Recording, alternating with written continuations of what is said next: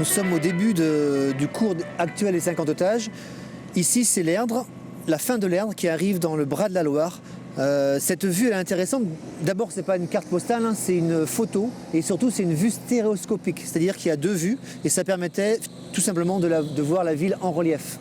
Et c'était une vue très intéressante parce qu'on aperçoit ici, on ne sait pas trop ce que c'est, à l'emplacement de la tour de Bretagne, on aperçoit une tour, c'est une tour à plomb en fait, qui était là au 19e siècle et c'est la seule photo qu'on connaisse de cette tour. En fait, cette tour, elle faisait partie des 4 tours de la porte Sauvetout, avec la tour du Bourreau, la tour d'Erdre et la tour Haut-le-Pied.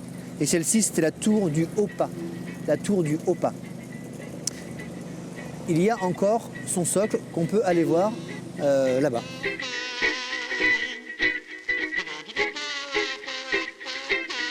On a de la chance à Nantes, il reste les traces de l'ancienne tour du Haut-Pas, qui est tout simplement ici. Ici, on est entre le cours des 50 otages et la place Bretagne qui est derrière nous là. Et cette tour donc a été conservée et imbriquée dans des nouveaux immeubles. Elle est ici, la tour du Haut-Pas. Aujourd'hui, il nous reste celle-ci qui est encore visible derrière l'ancienne patinoire de Nantes. Et ici, elle est marquée au sol en fait. Elle est symbolisée au sol. Et c'est l'entrée de la porte de Bretagne. Et c'était vraiment la voie pour la Bretagne pour entrer ou arriver à Nantes.